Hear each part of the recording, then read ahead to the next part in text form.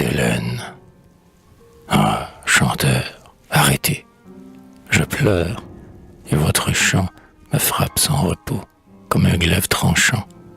Un mot, un nom, un rien fait saigner ma blessure, et mon casque rouillé sous le chaume murmure. Pendant que vous parlez, mon cheval hennissant appelle dans l'étable et dit « Je veux du sang ». Le jour est triste et long, la nuit plus longue encore. Tout est-il donc fini? Jamais avant l'aurore. Oh, n'entendrai-je plus le clairon retentir et crier « Lève-toi, viens au désert de Tyr, viens aux sources du Nil où le soleil se lève, ou bien dans le Kremlin, viens achever ton rêve. » Qu'est devenu celui qui donnait chaque jour son breuvage à l'épée et sa part au vautour?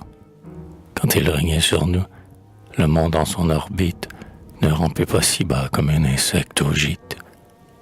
Les cieux étaient plus grands, le jour était plus pur, et l'état mieux réglé marchait d'un pas plus sûr. Et l'on ne voyait pas tant de nains au front blême, à leur front rattaché leur lâche diadème, ni tant d'hommes trembler comme on fait aujourd'hui, mais le glaive honoré s'enivrait de lumière, des casques orgueilleux ondoyaient la crinière. Le savez-vous, chanteur?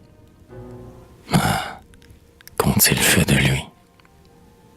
Sur un vaisseau rapide, à la voile parjure, par-delà le cancer et sa verte ceinture, les nains l'ont entraîné sous la foi d'Albion, et les aigles de mer ont suivi son sillon.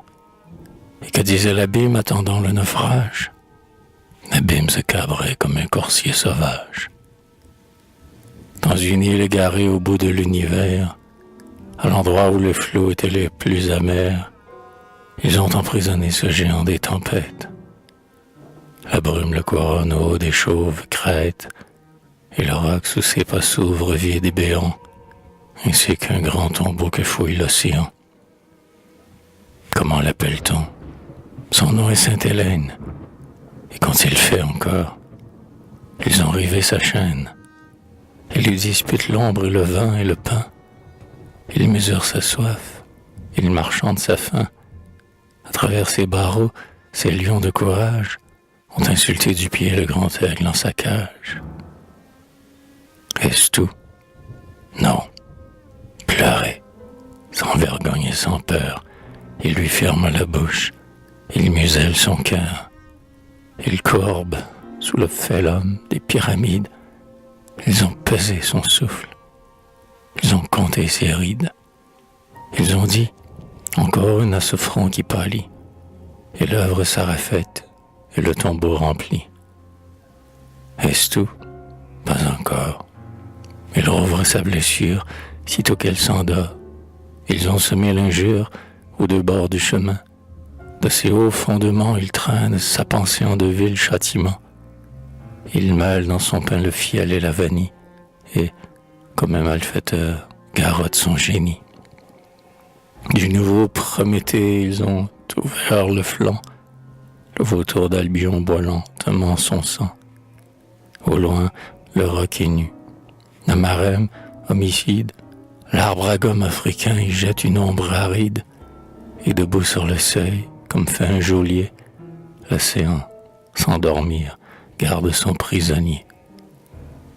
C'est pourquoi je te hais, ville et ville Angleterre, pays de tromperie et vaisseau de misère. Je te hais sur ta dune et sur ton bord altier.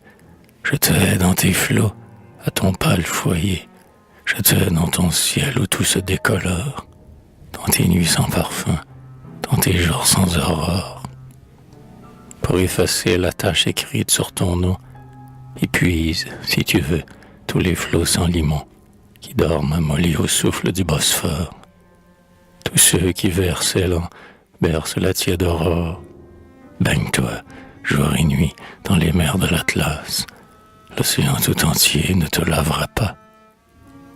Ton or luit au soleil, et ta bourse est remplie. Mais ta pensée est vide, et vide ton génie. Tu ne sais qu'acheter la honte au plus bas prix, pour trafiquer plus loin de ton lot de mépris.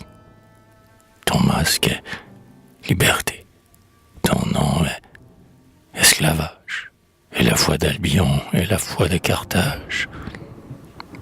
Ton empire est immense, et ton rue d'Aviron, gourmande au loin l'abîme et si qu'un éperon.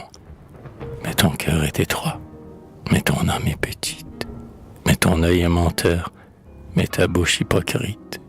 Mais dans chaque naufrage, il faut faire ta part, comme on l'a fait au flot, à l'écueil, au hasard.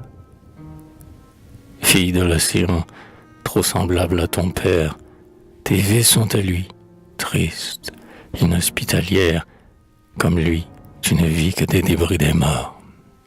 Quand un grand état vient sombrer sur tes bords, on sait comment, debout sur tes rivages, tu prélèves ton gain sur le gain des orages.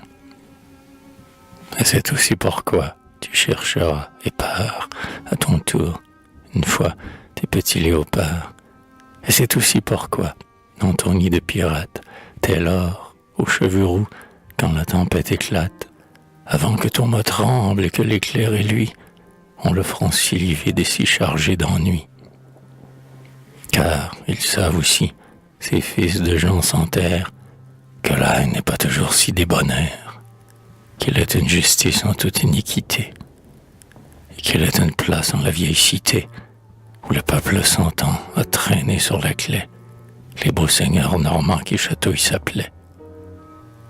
Car le jour va venir qui séchera ton cœur, où, comme des vautours que chasse l'oiseleur, tes vaisseaux dispersés, haletants, traînant l'aile, chercheront Albion sur sa grève infidèle.